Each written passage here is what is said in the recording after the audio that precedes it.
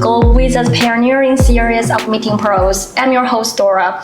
Our objective for this series is to connect you with professionals in the field of immigration around the world and to gain insights into important topics regarding the immigration industry.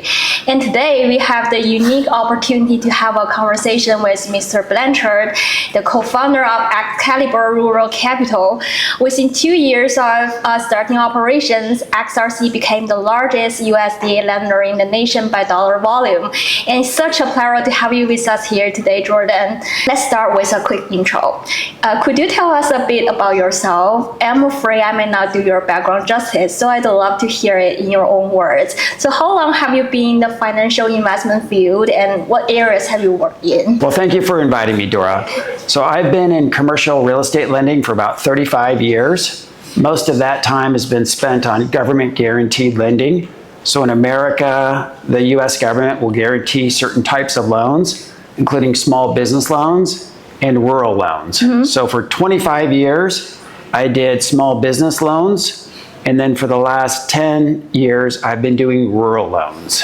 Okay, thanks for that. And now, just to give a bit more context, what kind of company is XRC exactly?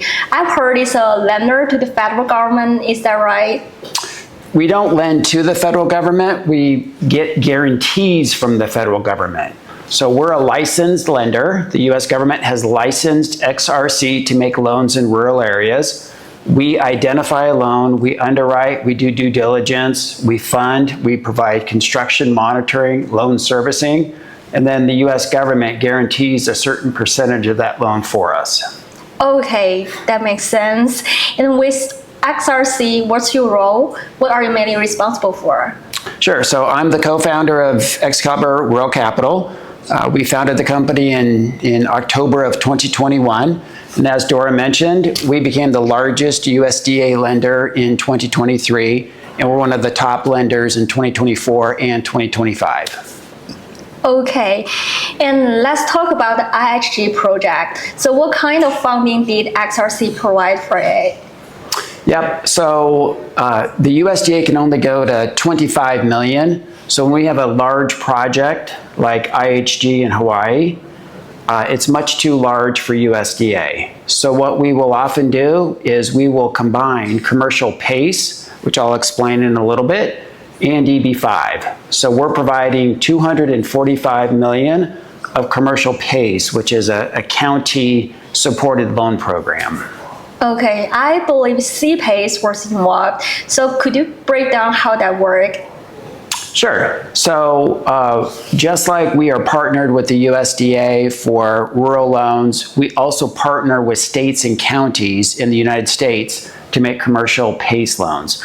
So we will advance dollars to a project, and then the county will collect the payments and then send the payments back to us. So it's a lender plus county public-private partnership. Okay, I understand, but for listeners unfamiliar with it, could you briefly explain what CPACE is? Sure. So CPACE stands for Commercial Property Assessed Clean Energy. So it was originally founded to help finance energy efficiency, wind resiliency, water conservation. And so the government said, if you will spend money on these things, then we will allow you to make a loan and put it on the property tax rolls. So it's not a loan like a first mortgage or anything like that. It's a loan essentially from the county that gets repaid over 25 or 30 years. Thanks for the explanation. And how does CPACE help a real estate project? What are its main functions and benefits? Sure, it's a great question. So number one, because it's a public-private partnership, the interest rates are lower than a loan. So that's how a developer can benefit. It's also off balance sheet. The developer is not the borrower. It's a tax that goes with the property. And then finally, because it's not a loan in a traditional sense, it can't not be foreclosed. We don't have to pay off PACE if we're a senior lender. So we just foreclose on the property, and PACE just goes with the property as part of the property taxes.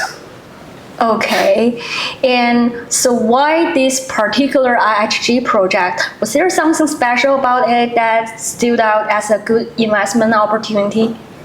Sure. So first of all, Kauai, a beautiful location in Hawaii. Kauai is one of the top tourist destinations in the world.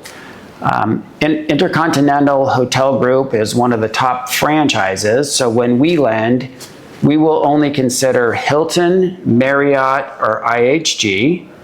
And this client is a very experienced developer. So for you in the audience, you might want to visit Black Desert Resort in Utah. So it is a beautiful property that just hosted the Ladies Professional Golf Association about 2 weeks ago. I was there. That's one of 30 or 40 projects they developed. So we really believe in reef capital. Okay, I see. And have you worked with EB5 funds in the past? From what I understand, you have some successful history with them.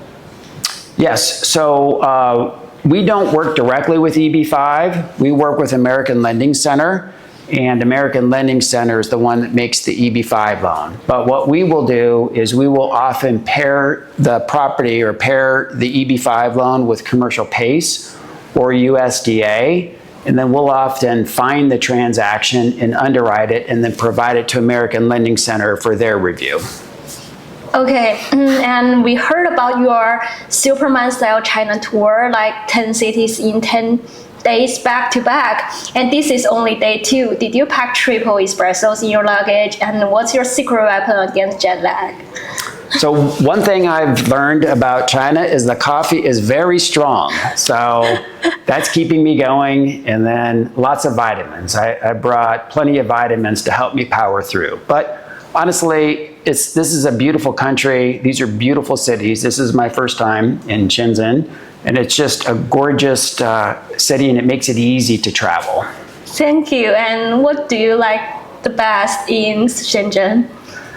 So I like the mountains, and I like the trees. Okay. And I like how clean and orderly and new everything is. So I just read online yesterday that in 1980 there was only 30,000 people, and now it's about 20 million. Yeah. So it's all new, but Yeah. it's all clean, and it's really inviting. Okay. I know the finance world is known for intense schedules, but your 10 cities in 10 days pace is still wild. Is this your usual routine? Are you one of those 3 a.m. emails, 5 a.m. flight kind of people? Well, I am emailing at 5 a.m., but this travel schedule is unique, and it's because it's a long distance to travel. So we want to try to combine as many visits into one trip as possible. In the United States, I might only go for 2 or 3 days, but here I'm here for about 15 days. Okay, and you clearly work hard, but when it comes to work-life balance, do you have a golden rule you live by?